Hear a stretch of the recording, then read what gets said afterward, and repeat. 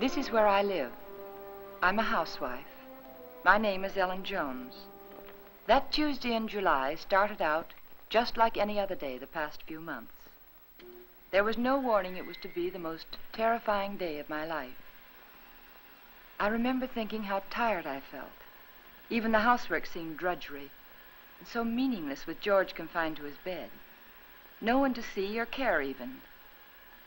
And then I got scared, because I knew I was beginning to feel sorry for myself. George was the one who was ill, and he needed all of my thoughts and attention, and above all, my cheerfulness. I tried not to think about us, about George, how he'd changed. I told myself it was just my imagination, that things would be different when he was well and strong again. Then I thought I heard him call. George! Did you call? George, are you all right? Yes, Ellen. You want anything? Not now. I've just begun work on an insurance report for the office. Well, call me, dear, if you need me. Okay.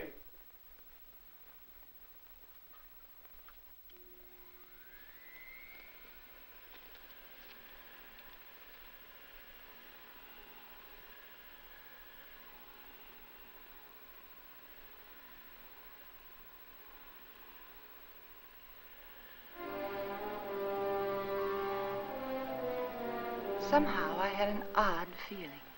There was something about George's voice. I found myself thinking about the first time we'd met. How different he was in those days. I remember I was sitting in Dr. Graham's office. We were talking. I played 1 game of checkers and 2 games of rummy, and I've written letters to a wife, a mother, and a sweetheart, and I listened for a half an hour to a homesick young ensign from Texas. He was awful cute. Now, what else can I do to help boost the morale around here, huh? You could go out to dinner with me. We'd get about halfway through the soup and you'd get a call from the hospital. You're right. Mm-hmm. I guess my courting will have to wait till after the hostilities. There's a compound fracture down the hall who's waiting to see me, but I'll be tied up for a while. Oh? They tell me he's feeling blue. You see, his wife's expecting a baby in a minute. And I think he could stand some cheering up. It's practically done. See you later, Anne. Oh, I'm sorry. They told me I could find Dr. Graham in here. You ought to be along any minute. Why don't you come on in? Sure, thank you. Are you a patient here, sir? In a naval hospital? No. I'm just a friend of the doc's. Flew in last night with the ferry command. The only thing wrong with me is a double-barrel hangover. Too bad. Dr. Graham will be detained, so I'm taking you for an airing. And maybe he doesn't want to go for an airing. He doesn't. There's nothing a woman likes better than shoving a man around.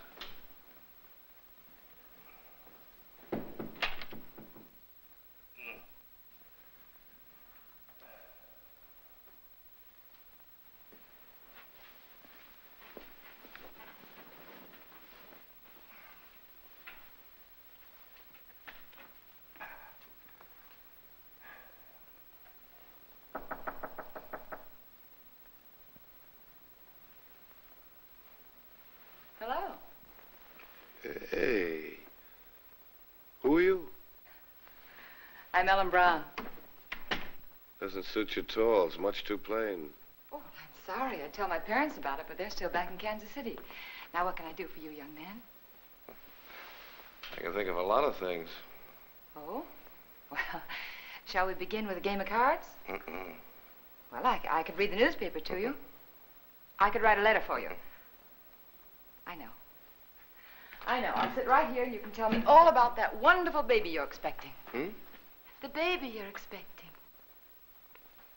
Does Ripley know about this? I beg your pardon? Skip it. Which is your bad leg? Well, neither one of them's working very well today. Oh, my head. Is your head bothering you? Terribly. Both of them. Would you like me to rub it for you? You couldn't think of anything nicer. Good. There. Now relax. Oh, close your eyes. Now just think of something pleasant. Pretty soon you'll be going home to your wife. Won't that be wonderful? Think what she looks like. How pretty she is. Lovely. Beautiful blue eyes. Short nose. Soft brown hair. And lovely, kissable lips. Well, there's nothing wrong with your morale, young man. I'll recommend to the doctor that you be sent home to your wife immediately. Say, wait a minute. Wait, you're all dressed. Naturally. Well, George. Hello, Randy. Son of a gun. What are you doing here? Enjoying myself immensely? his leg isn't even broken. No? No, it Hey, isn't. Doc, what kind of nurses do you have around here anyway? Hey, what goes on here, Ellen? But when I came in here, he was lying there all covered up, and he let me make an absolute idiot of myself. Rubbing his head. Both of them. Best cure in the world for a hangover. Ellen, this is George Jones, an old and untrustworthy friend of mine. Now, remember, I saw her first. George Jones. The name suits you perfectly, completely undistinguished. I wouldn't say that, honey. Someday you may wind up wearing it. Wait. Shall we go?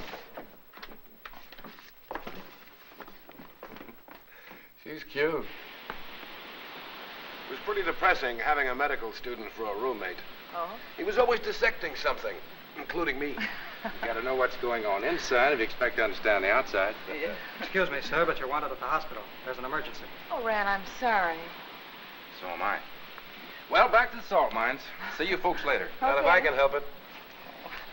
I intend to keep you to myself for the rest of the afternoon. Oh? And for the next 2 weeks. Oh. When a lonely prospector strikes gold, he doesn't yell for his friends. He stakes a claim.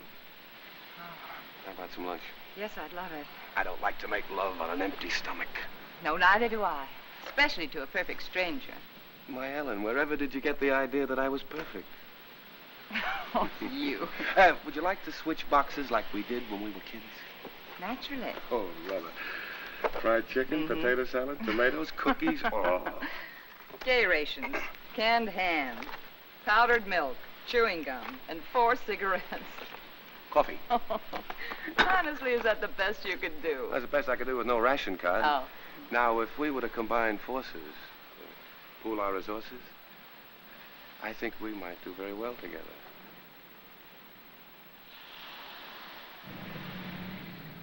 Here we go. Bye, George, and good luck. Thanks, Rand. Goodbye, darling.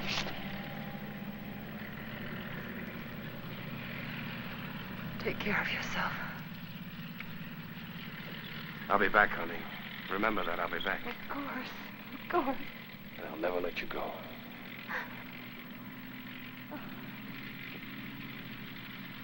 Goodbye, Ran.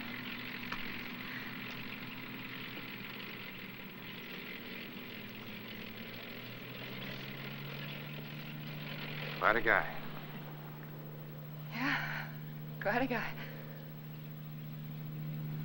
I'm going to marry him, Ran. I'm going to marry him just as soon as he gets back. I figured as much.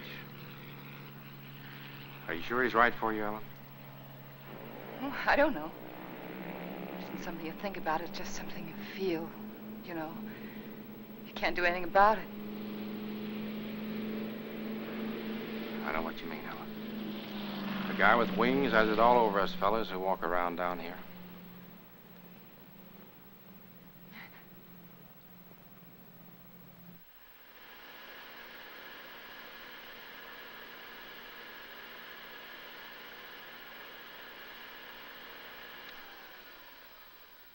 I'm coming up now, dear. Do you want me to bring you anything?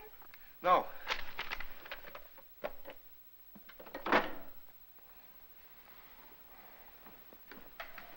You all right? What is it? What's the matter? Get a doctor. Here, take No, not that. Get a doctor. Another doctor, not Graham. But I have to, dear. He is your doctor. Don't argue with me. Don't call Graham. Get another doctor.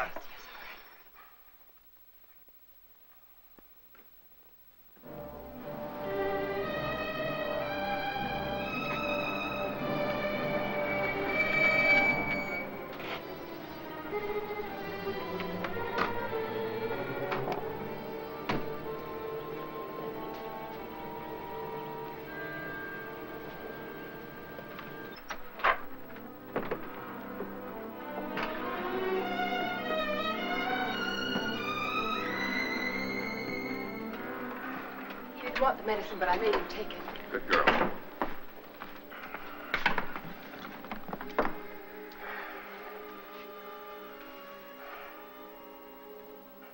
Still ticking. Sounds pretty good. You're evidently feeling better than when Ellen called. What time is it? 5 after 9, dear. Took you a long time to get here, Rennie.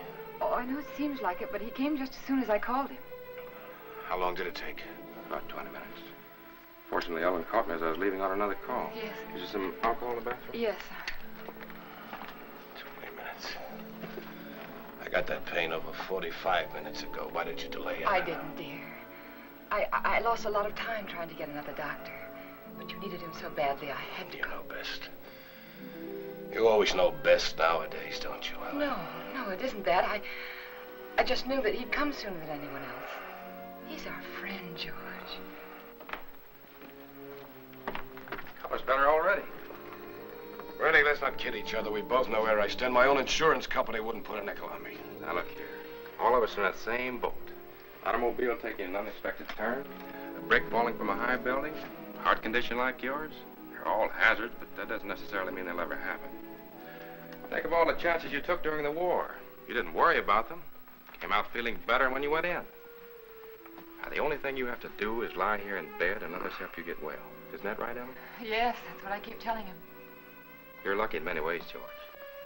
You have a wonderful wife. She's developed into a fine nurse. I don't think I'll be tying up her exclusive services much longer. Now, you've got to cut out this way of thinking. Yeah, I know. Would you mind, Ellen? I'd like to talk to George alone. No, of course not. I'll be across the hall if you need me. Those were pretty morbid things you were saying in front of Ellen. Has she complained? Certainly not. But you got to think of her, too. She's looking a little worn. Now, when you get these ideas, try using a little mental therapy. Next, you'll be telling me I ought to see a psychiatrist. Might be a very good idea. You doctors are all alike. You can't cure a patient. You tell him it's all in his mind. I'm trying to help you, George. You know that. I'll drop in again this afternoon.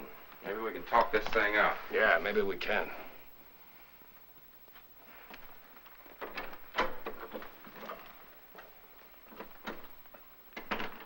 Ellen? Yes? Come downstairs there. I want to talk to you.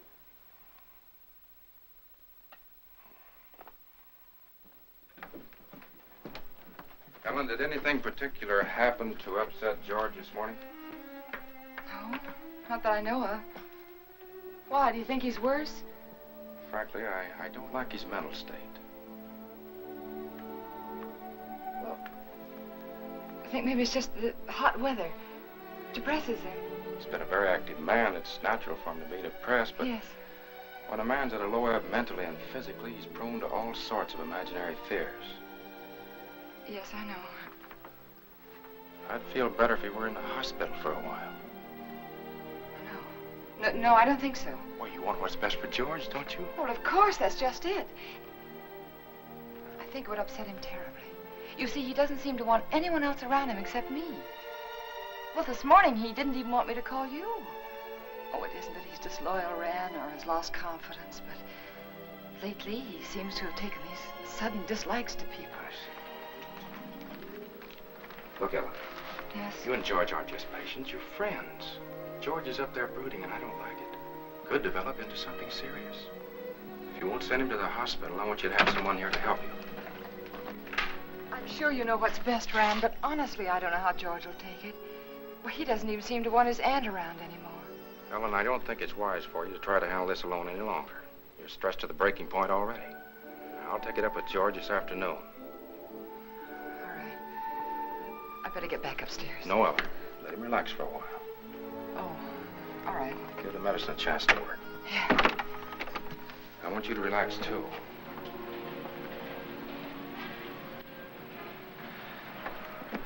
Remember now, you can call me anytime you need me, even if you just think you need me. Oh, thanks. I don't know what I'd do sometimes if I didn't remember that. Goodbye. Goodbye. You're doing fine. Thanks.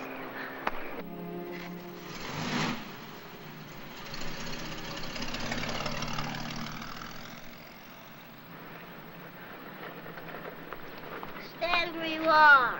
Don't move. Oh, you frightened me. Did I? Yeah. Say, what are you all dressed up for? And where did you get that beautiful new tricycle? It's no tricycle.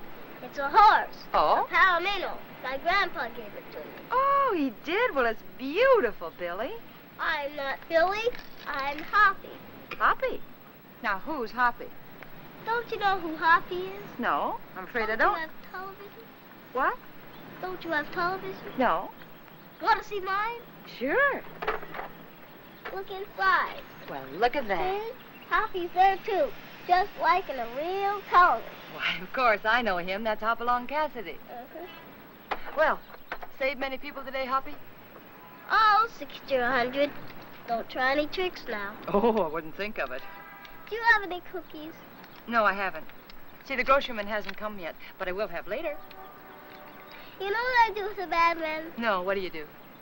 I dynamite him into little pieces. Shot him, put him in jail.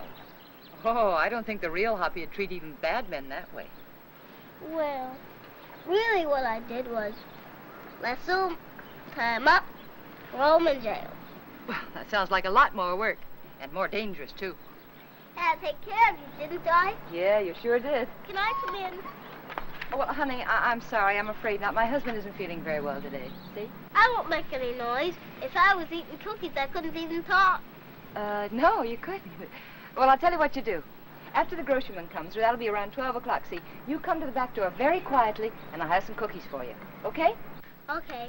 I'll ride my horse up and down and see that no bad people make any noise. Because I'm your friend, aren't I? That's right, Hoppy. You're my friend. Toot-toot! I'm an engine, I'm an engine. I'm going to beat that car at the crossing. Toot-toot! Toot-toot! Toot-toot! Toot-toot!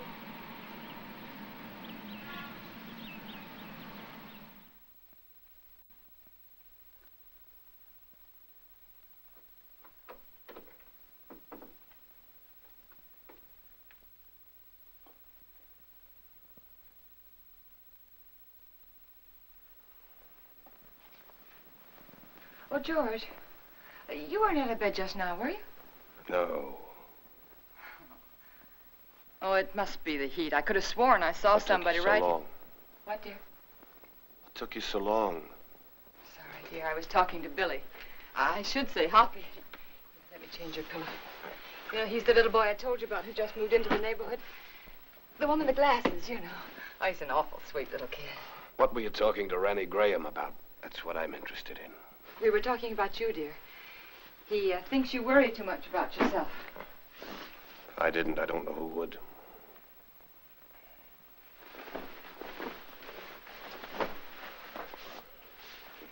George, ever since you got out of bed yesterday to see if you could walk, I've had it on my mind. I want you to promise me not to get out of bed again while I'm out of the room. All right, Ellen. Did you call the druggist about getting the heart prescription filled? Yes, dear. He said he'd send it up later in the day. But there's enough there if we need it before. Did you tell him I'd spilled it? No, I didn't. Do you feel well enough for the paper? Yeah. Editorial page? No, just the front page is all right, thank you. Here you are, dear. You look tired, Ellen. Oh, I'm not. Just that it's so hot today. What are you thinking about, Ellen? Well, you know, I was just thinking that everything in our lives, every breath, every thought has been for ourselves. I don't think people can do that and be happy. Do you? You're getting a little confused, darling. It was me that Rennie Graham told to change my way of thinking. Oh, no. I mean, it was my fault, too. I just wasn't strong enough to help you. But we could change all that now. Ellen. Could make all the difference in the world, George. Come here, Ellen. Yes? What's the first thing you do? When? When I'm out of this bed again, away from the house? Just be so grateful that you're well. I think I'd try to do something for somebody. I mean you. For your own self. Oh. I'd like children. Yeah? Yes. And then I'd like a garden. A real garden. Like the woman next door has. And I'd find out about flowers and things, and I'd compare notes with every other woman on the block. So you'd have a garden and children, huh? Oh, isn't it good to plan again? Kind of gives you something to hold on to, doesn't it? Oh, my, it takes a long time for things to sink in, doesn't it? But you always said that, George. You always said make a plan for everything and then stick to it. All right. All right, our plan now is for you to get well. And then afterwards... You must think I'm very stupid. Stupid? Don't you think I know you're in love with him? In love with whom? Graham. Well, that's the silliest thing I ever heard of. You're not as subtle as you think you are, Ellen.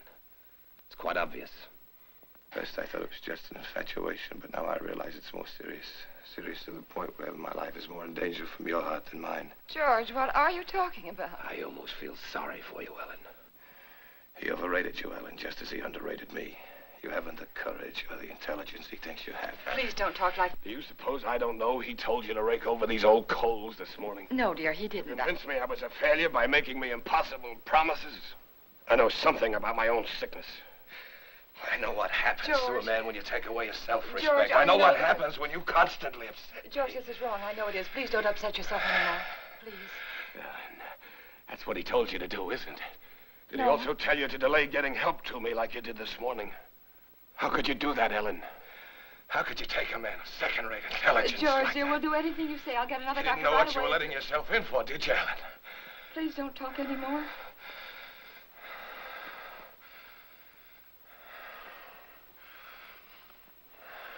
Rest.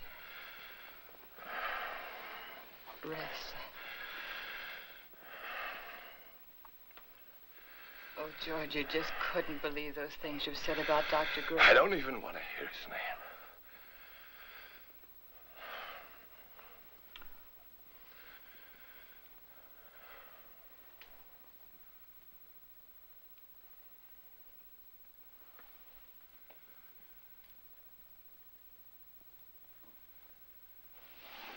Leave it halfway up, Ellen.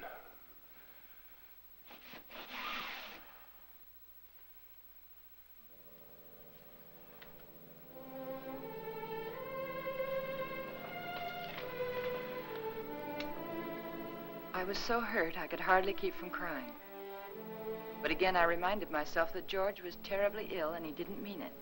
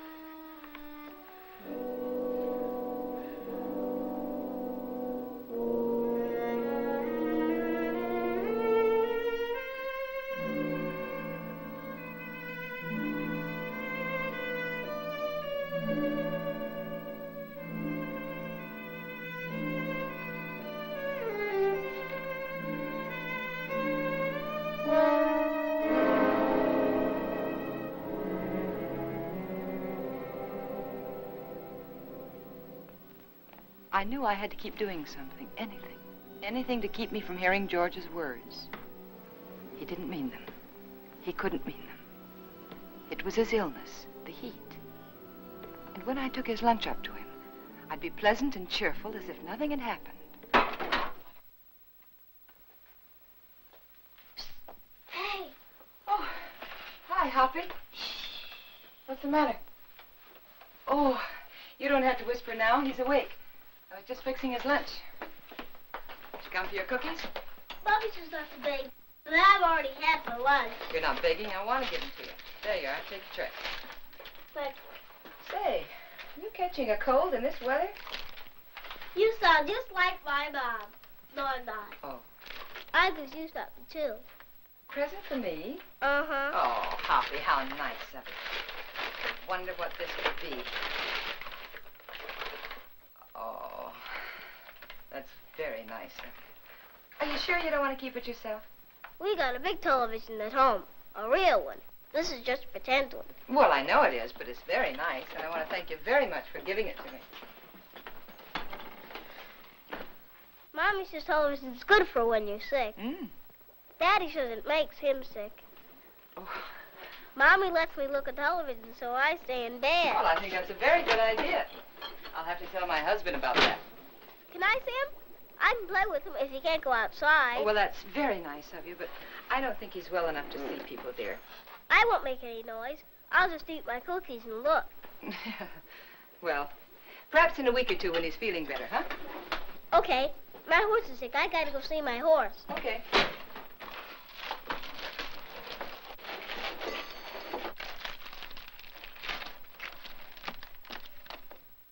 Can I take some cookies for my horse?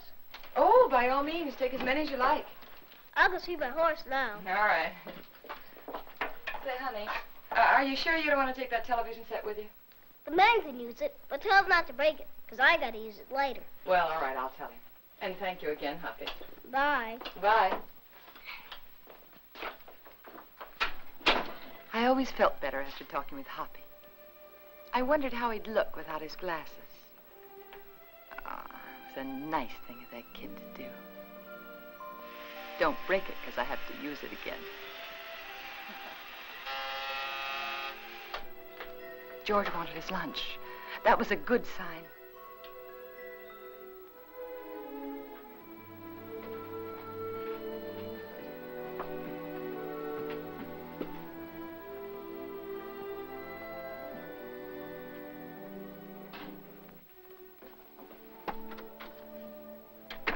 Hungry?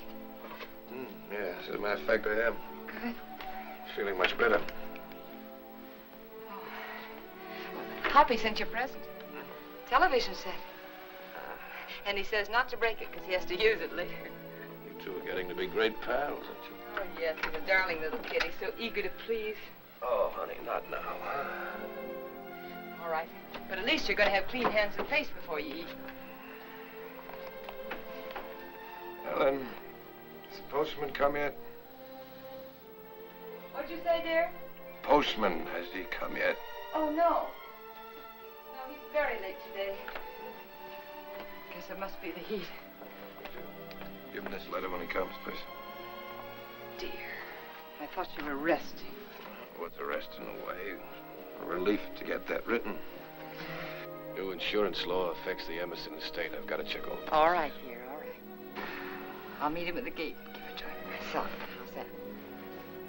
Yeah. Sure.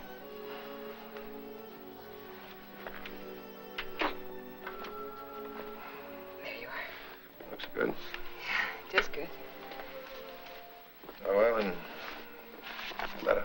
Oh, sorry. And if you finish before I get back, don't try to put that tray on the floor. You remember what happened the last time? Say, you really wrote a letter, didn't you?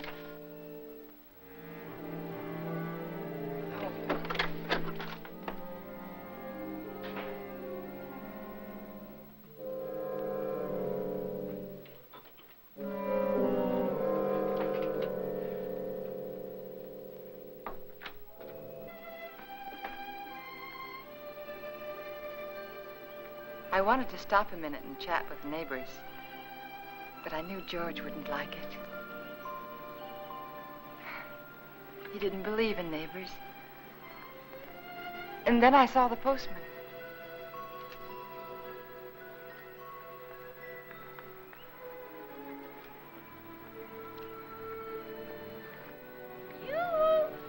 When do you think this heat's going to break? Morning, Mr. Carson. Oh, good morning, Mrs. Jones. Certainly is hot, isn't it? Oh, it sure is, especially with this mailbag. Looks heavy, all right. Well, if I'm all in now, I wonder what I'm going to be like this afternoon. Well, I guess I'll live.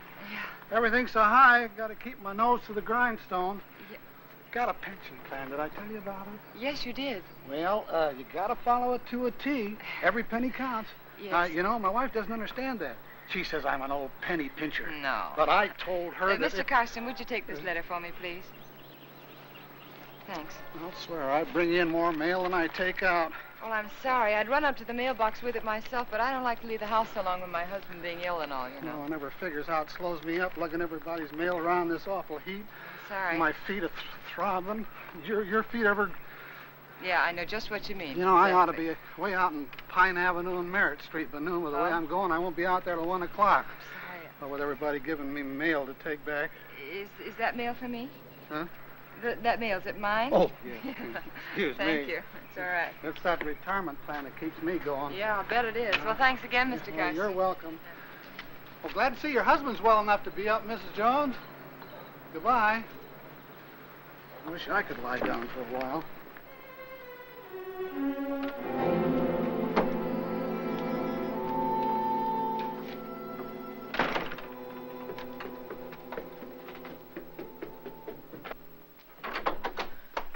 George, you were out of bed. And you promised me you I wouldn't. can't get out of bed in my condition. But, dear, the postman said he saw you at the window. Did he, really? Well, no, he didn't actually say he saw you. But... Postman's got a touch of sunstroke. Yeah, me too, I guess. Oh, that hot wind certainly doesn't help much. You finished? It's very nice, thank you. I'm glad you got that letter off. Come over here, Ellen. Sit down.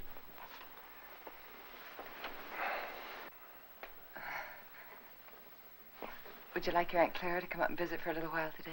It's pretty hot for the old gal. Oh, she'd love it if you asked for her. You're the apple of her eye, you know. I always was. You know, Aunt Clara gave me a toy when I was a kid. A toy I was crazy about. My mother used to tell her she gave me too much, but I can still remember that toy. It was a bottle with a small, absolutely perfect sailing ship built inside of it. You know, I was so crazy about that toy, I wouldn't let anybody touch it. Oh? Not even my mother. One day I was making a garden, making a garden in the backyard. A neighbor boy came running out of my house with my ship in his hand. Somehow I got it away from him without breaking it. I don't know what I said to him, but he looked awfully scared and white. And suddenly I was frightened too, thinking he might have broken it, the ship, I mean. I picked up the little rake I'd been playing with and began hitting him with it. And where his face had been so white, it was all blood. I think I might have killed him if Mother hadn't come out. She took him into the house, into the bathroom, washed his face. They were both so excited that I felt safe. I had my little ship again. When the neighbor boy stopped crying, Mother turned to me and she said, "Give it to him." She sounded so strange and quiet, I knew I had to. He held out his hand. I could see he hadn't learned anything, so I handed him the ship. But just as he was about to take it, I let it drop on the tile floor and I stepped on it. You'd never have known what it was, but somehow or other it was mine. Mine more than it had ever been before. I remembered every little perfect thing about that ship. But to them it was just a mess of broken glass and matchsticks on the bathroom floor. Ellen, you know who that neighbor boy looked like? You know, very much like Graham. Your Dr. Graham was going to find himself in exactly the same position as that little boy. But we're not going to have him here again. But that doesn't change the fact that you're wrong about him. He's been wonderful to you, so thoughtful and given you so much time. Maybe that's because he's a bachelor, huh? No home life. He's been a good friend to us. Ellen, time's limited, so you must listen carefully. Randy Graham may have you, all right. But he'll be disappointed with what he gets. George, please. George, I can't let you talk this way anymore. I'll fill this up.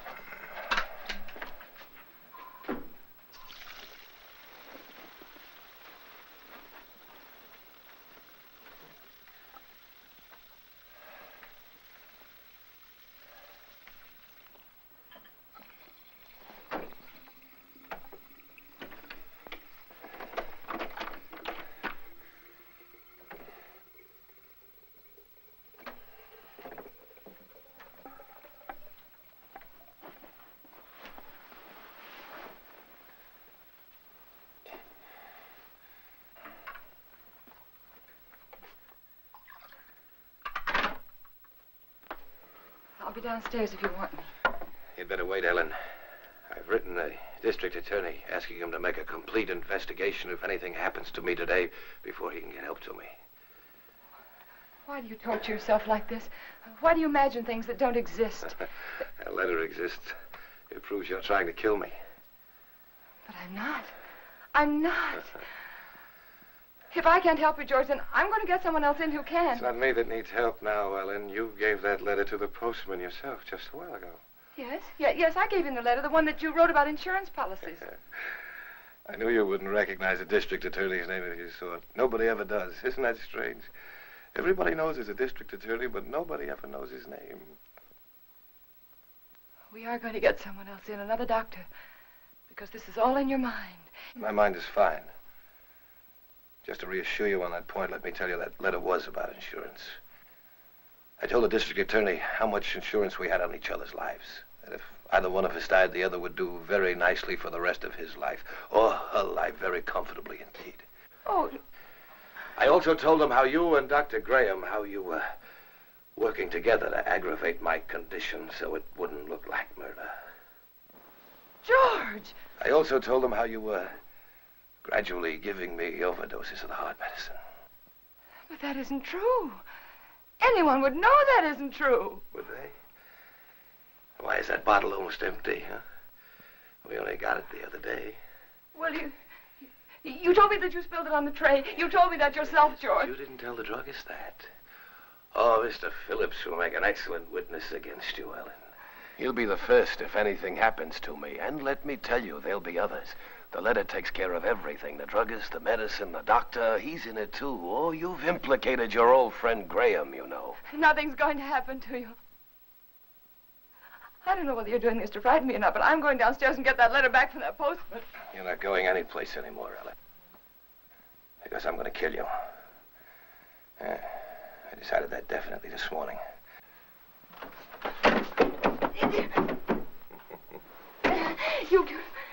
You couldn't mean this, George. You couldn't. George, you know I wouldn't hurt anybody. Anybody, much less you. George, think. It's me. It's Ellen. It's Ellen. But you did want to be rid of me. It was in your mind. That's why you feel so guilty, isn't it? No. The letter will take care of Graham. I'll take care of you myself. I'll make it look like self-defense. Please don't. There are just too many things against you, Ellen. You used to say that you were lonesome until you met me. George. George, you love me. I loved you, George. And since I've been sick, since he's been coming to the house, you've hated the sight of me. No, I haven't.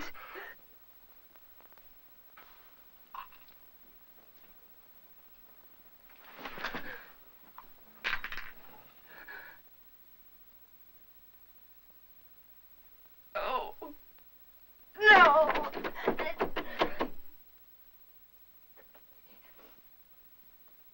Key. It was one of those awful dreams. The kind I used to have when George was overseas.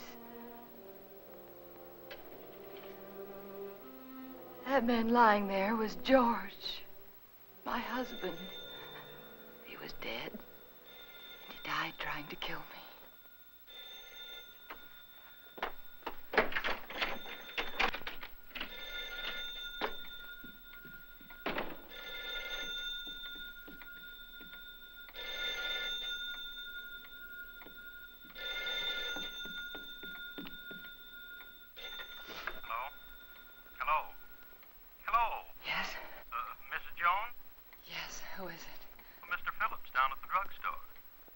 What is it that you want, Mr. Phillips? Well, it's about that heart medicine you want refilled. Yes? Can't refill it without another prescription. I see. We'll just let it go. Let it go? That is, until I talk with Dr. Graham. Oh. By the way, Mrs. Jones, according to my records, you got that prescription filled just the other day. But my husband knocked that bottle over on the tray and spilled it. Oh? You didn't tell me that when you called before. But that's what happened. I promise you that's what happened, Mr. Phillips. All right, Mrs. Jones. You don't have to promise anything. I didn't tell you before because I didn't think it was necessary. Well, it wasn't. Look here, Mrs. Jones, I didn't... George said that Mr. Phillips would be a witness against me. I just thought it was such A a... witness. You got that prescription filled. I'd warn you, that's all. Yeah. I'll see that you get another prescription. Yes, you just get in touch with Dr. Graham. Oh, why didn't I tell him about George?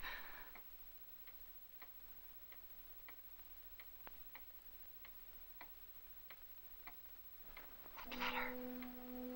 I had to get that letter back. I couldn't tell anyone about George until I got that letter back. I could feel the woman next door watching me. Maybe she'd be a witness against me, too. She could tell them how I ran out of the house and then back in again. How strangely I was acting. It wouldn't matter what she thought if I could only get that letter back. I tried to think, which way did he go?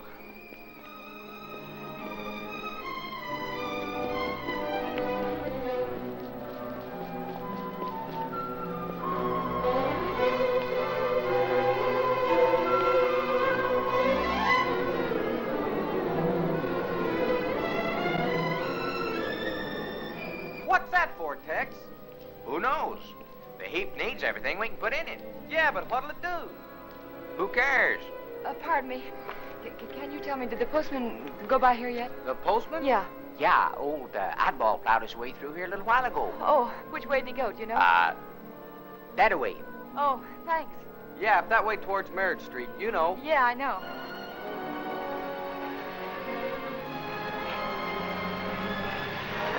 Oh, I'm sorry.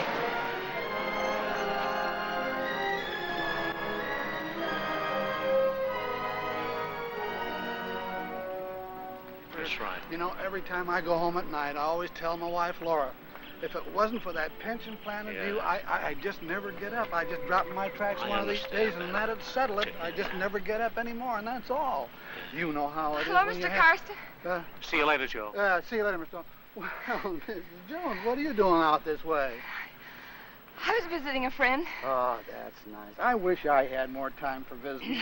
But by the time I get home at night, I can just hardly make it up the stairs. I tell Mr. my Carson, wife remember that, that letter I gave you this morning? Yeah, I suppose so. I'll pick up plenty of letters. Why, what about it? Well, I know it seems silly, but I mailed it by mistake. It wasn't even finished. No. Yeah. Now, what did you do that for? Well, I don't know. I guess I was just so busy. Finish it up and mail the rest of it tomorrow. They'll get it in 2 installments. Now, you wouldn't want me to do that. May I have the letter, please? First, I pick them up and carry them around for miles, and then they want them back again. Well, I'm sorry, but you can understand why I wouldn't want it to go out unfinished. Yeah, I guess so, but all these delays count. Keep me on my feet longer than I ought to be. Well, it won't be much trouble, will it? Here it is. Thank you. Now, look, you shouldn't have given me this letter in the first place. Why? Giving me this letter is just like putting it in the mailbox. Now, you wouldn't expect to get this back from the mailbox, would you? No, but surely you can make this concession. After all, Isn't this fellow the district attorney? Yes. Yes, my husband read about some graft in the newspaper, and he wrote to the district attorney about it. Oh, your husband wrote the letter? Yes. Thought you said you wrote it. Well, what's the difference? He's my husband. Oh, it makes all the difference in the world, Mrs. Jones. But why? It's one of our strictest rules. We can't return a letter to anyone except the person who wrote it. But, Mr. Karsten, my husband's sick. You know that. And he sent me to get the letter back. Yes, I know that. Oh, don't be so obstinate. You know it's all right. He's sick. Give it to me. Obstinate. Now, how do you like that? After standing here patiently in all this heat trying to reason with you, you're the one that's being obstinate. You don't seem to realize it's against the rules. Well, what do you care if it is against the rules? I have to care, but you don't. You're not the one who'd get fired. Oh, I'm sorry. I'm very sorry, Mr. Karsten. I forgot what it means to you, your responsibility and all. It must be this terrible heat. Please, I know how anxious my husband is to get that letter back. It was my fault. You see, I mailed it by mistake. He's awfully upset with me. He's very angry with me, Mr. Karsten. Couldn't you please help me? Couldn't I please have the letter back? Well, tell you what I'll do. Yes? I'm all through the route until this afternoon's delivery, and since it's so important, like you say... Oh, it is. Well, if you'll give me a lift back to town in your car so as I won't lose any more time... I will. I'll go over to your house with you right now and give the letter to Mr. Jones personally. No, you can't. But, Mrs. Jones, this way I'll be sticking to the rules and your husband will get his letter back. But my husband didn't sleep last night. And he fell asleep just before I left, and I wouldn't want to wake him. I'm trying to do the right thing by everybody concerned. But it seems to me you don't want to cooperate, and I'm not going to risk losing my job for anybody. I'll try to understand. Now, I can't talk about it any longer. Can't waste any more time. Do you want me to take the letter to your husband personally, or don't you? No. All right, then I'll take it to the post office like I'm supposed to. You can go down there and get it from the superintendent. Superintendent? Yeah, he's got more authority than I have. Maybe he'll give it to you. I see. But you better not waste any more time. Once I bring the mail in, they send it out right quick. Oh. Once it leaves the post office for delivery, nobody can stop it. The post office downtown? Yeah. Yeah, thanks. Oh, Mr. Karsten, how do I get there? The shortest way on. Right on down the boulevard, shortest. You can't miss it. Thanks. How much time do I have, do you think? Oh, about 2:30, maybe a little before. Thank you.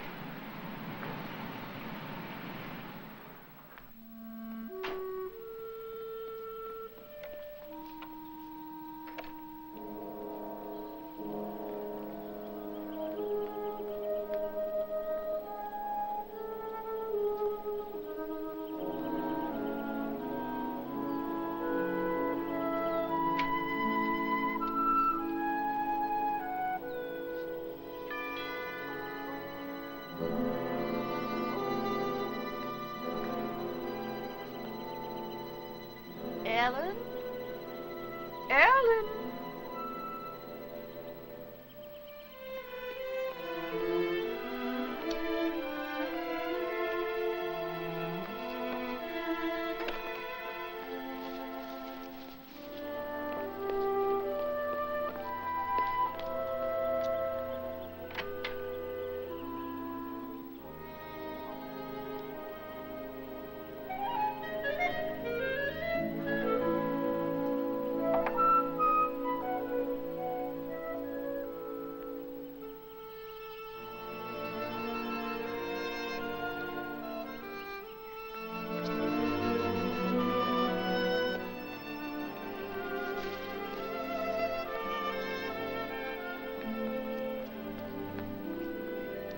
Pardon me.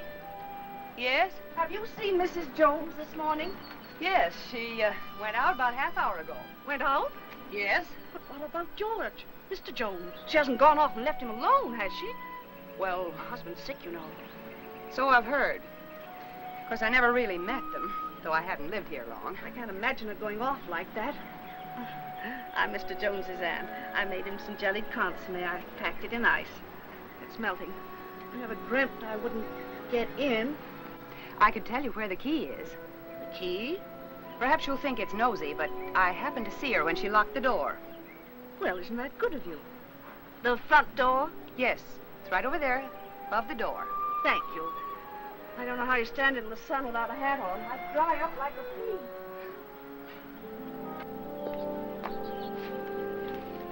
The top of the green shutter, the far side of the door. I found it. If there's anything I can do for you, just call me. You're very kind. Thank you.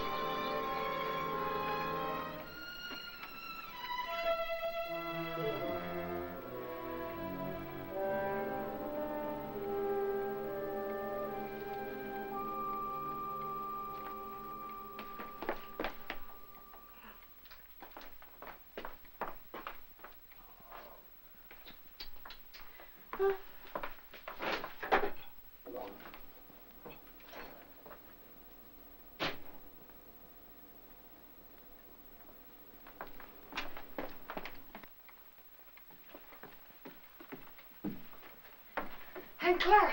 Ellen, where on earth have you been? Have you been upstairs? Well, I was just going up. Oh. Why are you so out of breath? Why, I've been running and... Running in all this heat, you should have more sense. How did you get in, Aunt Clara? I found the key on the ledge. Oh, there, look at that. It stripped right down my dress. Now it's ruined. I was worried half to death. I thought something had happened. Happened? I never known you to go off like this. How's George? He's all right. Well, I even rang the bell. Just a jab. Has he taken one of those sedatives? Yes. Oh, people take too much medicine nowadays, if you ask me. When I was a girl, we had homeopathic doctors. Wonder what ever happened to them. Anyway, they gave you very little medicine, and all of it tasted good, even the tonics. And no Barbasals at all. Well, and I've never seen you look so tired and worn out. Why don't you ask that doctor to give you something? I'm all What's his right. name? Looks a little young to me to be a good doctor. But after all, if you and George like him so much, confidence is half the battle. And you look awful peaked. Ellen, you're not letting yourself go, are you, dear? Oh, I know I look terrible. When George fell asleep, I had some errands to do, and I'll get you some. I just thought I'd go and take care of them without bothering to change. You know how it is. You sure you're all right? Yes. Why don't you go upstairs and lie down for a bit, dear? Take a little snooze. It'll do you good. I'm not tired. Really, I'm not. Well, after all.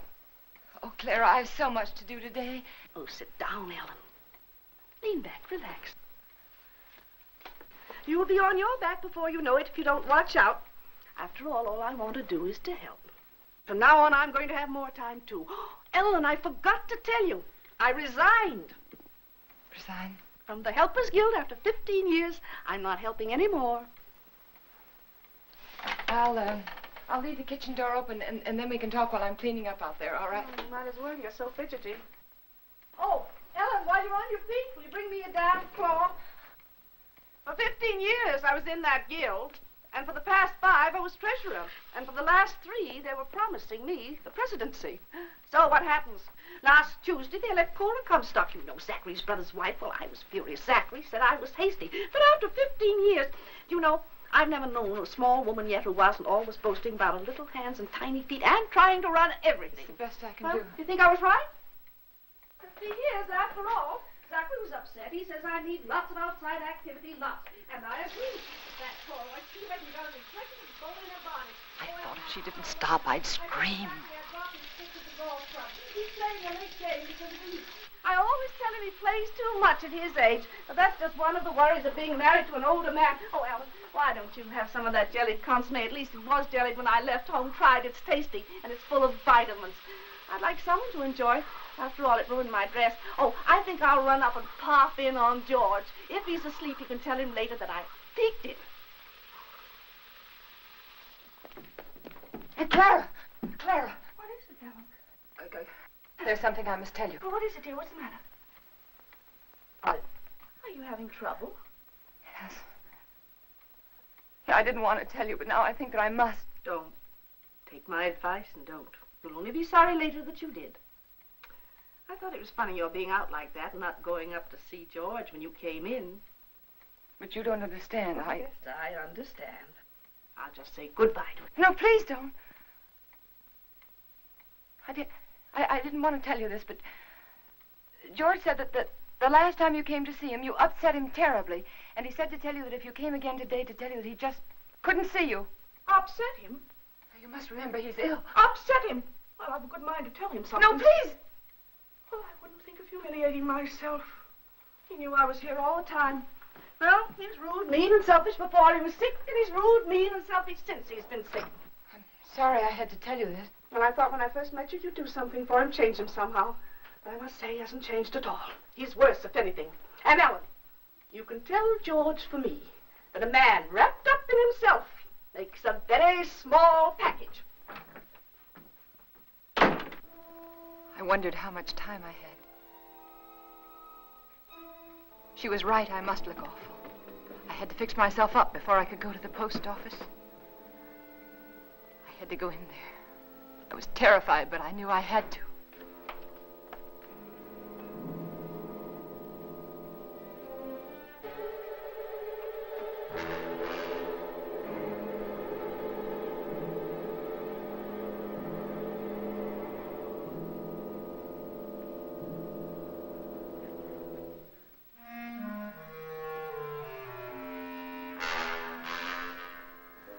George. He was dead.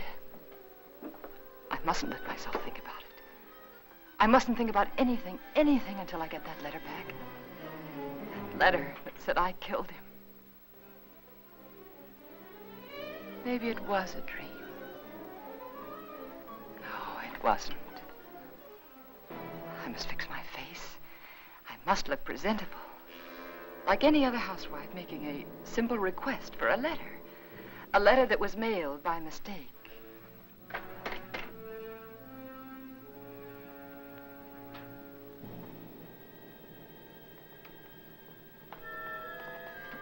The gun. It was still in George's hand. Somehow I knew I shouldn't leave it there.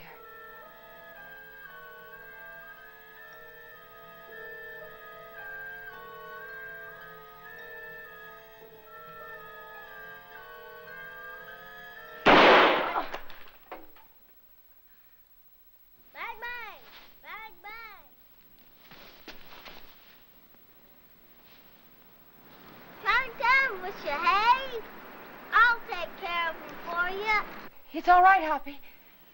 It was the radio. I just turned it off. Need any help? No, everything's all right. I see it. Bang, bang! Bang, bang! Hi, gotcha. I prayed that no one else had heard that shot.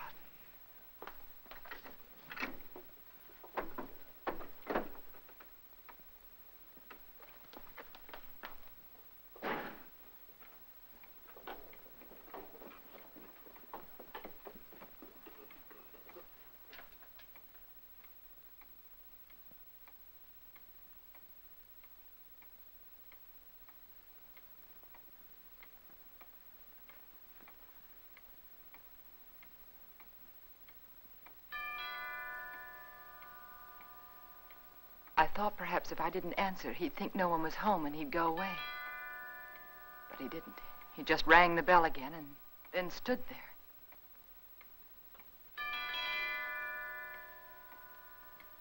Then I knew I had to get rid of him.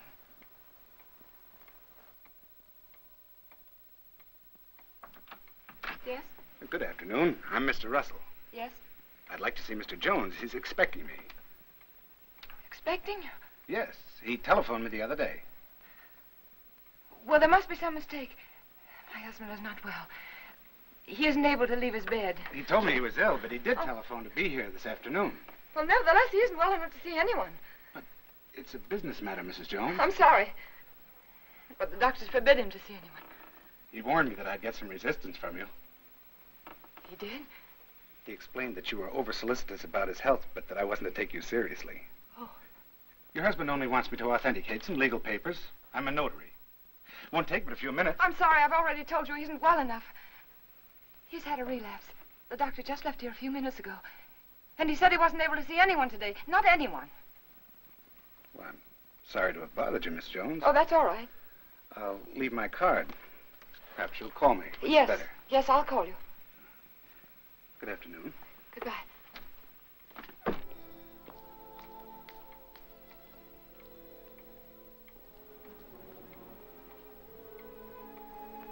Could he be another witness?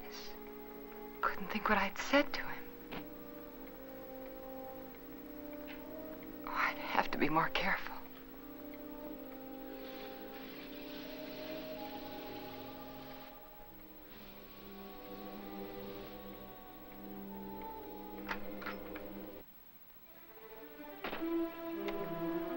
Suddenly I remembered what happened the last time. I had to be sure no one could get into the house.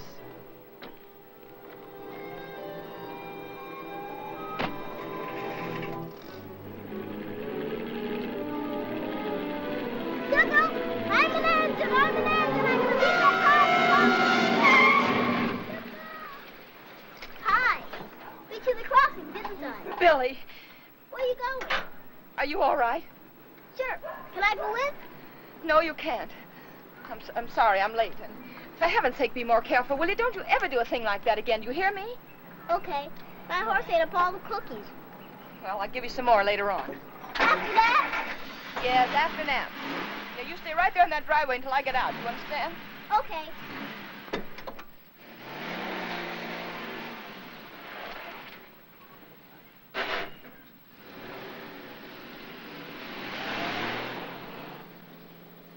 I remember about the drive downtown was, I kept thinking, this time I must control myself. I must keep calm.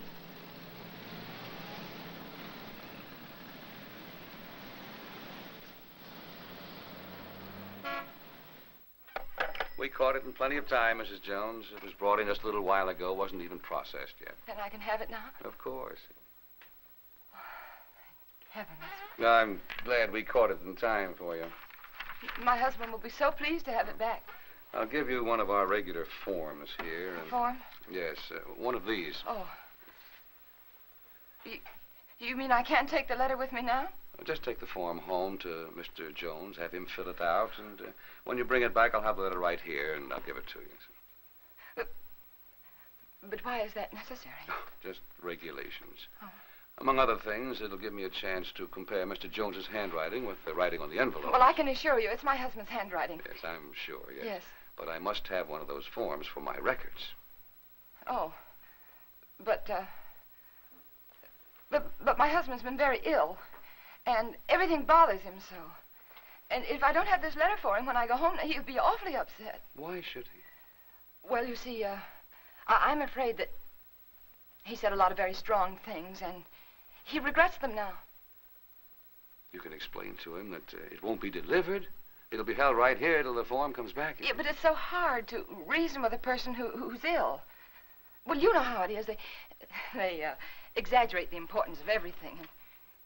And what with his heart condition, I wouldn't want to take a chance. Really, I must have the letter for him when I go home now. I must. Mrs. Jones, I think I can take a chance. Thank you. I'll let you fill out the form for your husband. Oh, that's very nice. On one condition. Yes. I, of course, must make sure the contents of the letter. What do you mean? It'll be strictly confidential, but of course the letter must be opened and read.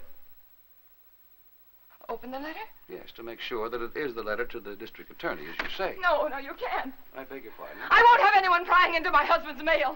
Prying? I want that letter back, do you understand? Unopened. Mrs. Jones, I was about to tell you, if you'd let me finish, that I would call your husband for you. Explain the situation reasonably and ask his permission for you to open the letter, not me. I'm sorry. I'm very sorry. I didn't mean to say that. But you don't seem to understand. No, I don't understand, Mrs. Jones. And I have no alternative but to send the letter on through to the distributing room. Good day.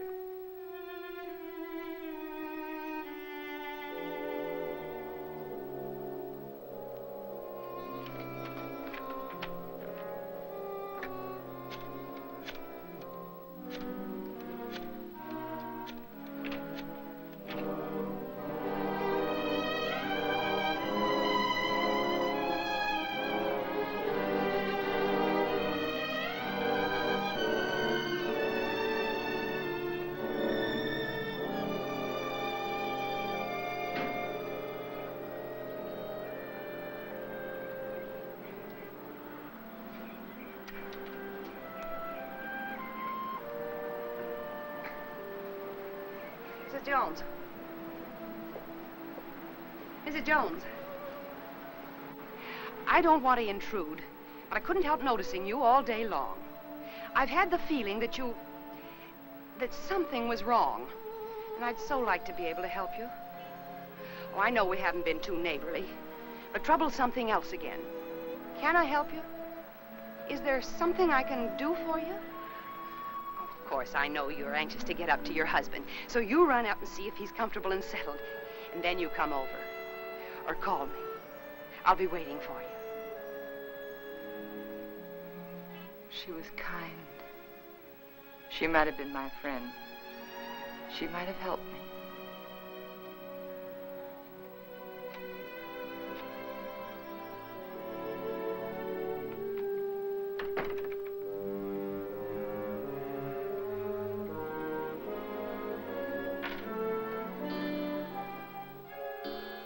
And then I remembered Rand. He said he was going to stop in again to see George. I couldn't let him do that. He mustn't come here again. Ever.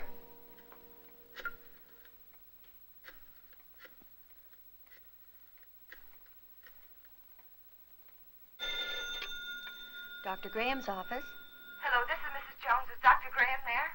Oh, he isn't here, Mrs. Jones. Can you locate him, please? It's urgent. If it's an emergency, I could trace him through his house calls. Please do.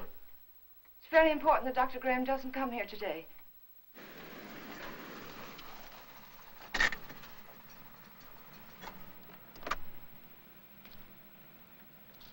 Now, I hope you understand. Of course. I'll do my best. Goodbye. Bye.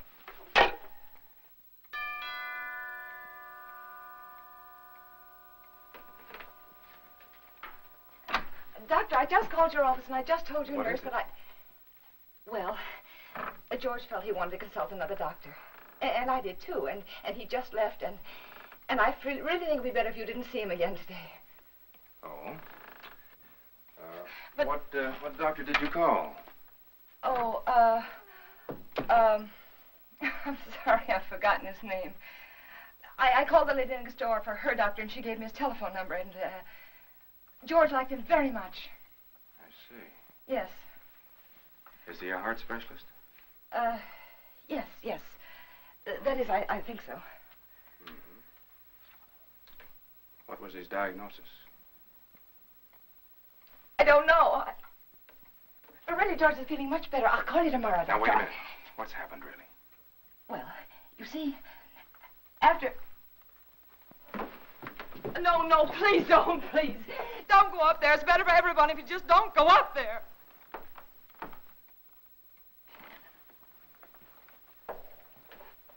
Ellen. Is he dead? Yes. He had a gun. He tried to kill me, but before he could shoot, he... Take it easy, Ellen. Take it easy.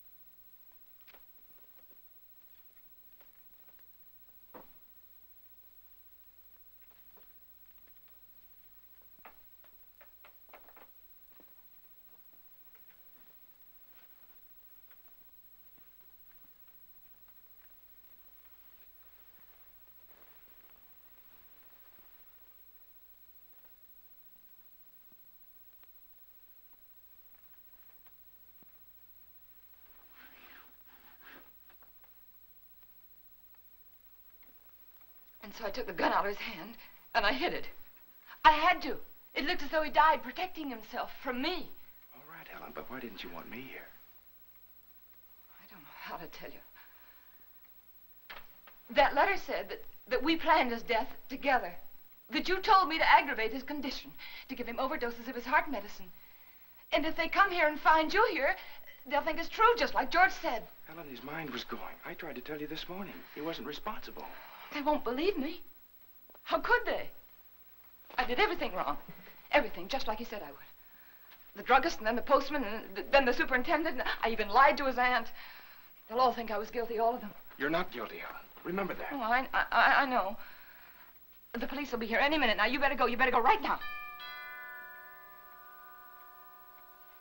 Ellen, where are you going? I don't know. There's no sense in running away now. Go to the door. Ellen. Go to the door.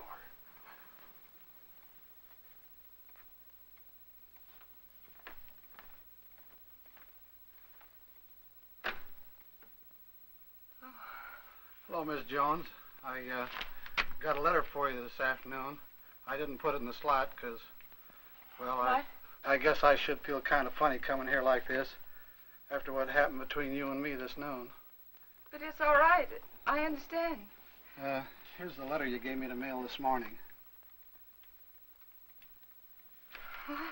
Surprised I didn't realize it at first, a thick letter like that and only one stamp. Those public officials like the district attorney won't accept postage due mail, you know. Insufficient postage. Yeah, the other end just won't pay the postage in these cases, and we have to return them to the senders. How do you like that? Not enough postage, and we have to deliver them twice. Yes. Crazy business. You know, some folks might think I'm stingy. I know these extra stamps cost only just a few cents, but yes, I understand. if I multiply you by everybody else. Yes, I understand. And thanks again for the letter, Mr. Carson. Oh, that's all right. Goodbye. And thanks again, Mr. Carson, for bringing the... Welcome.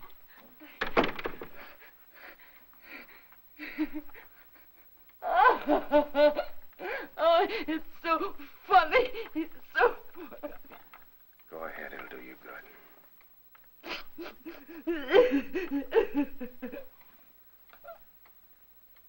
You know, I tried so hard to get it back. It's all right, Ellen. You've got it now.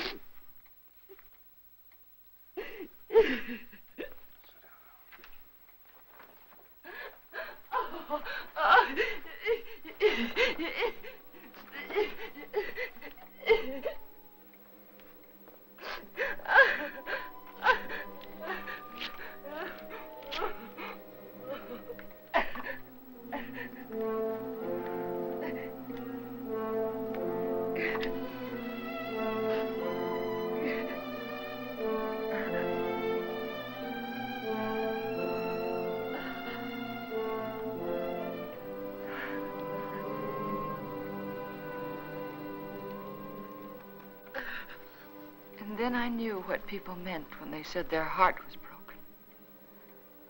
All that was left of George and me and our marriage was that little pile of ashes. I knew that somewhere, somehow, I'd have to begin to live again. But right then, all I could do was pray to lose that one day. That one terrifying day.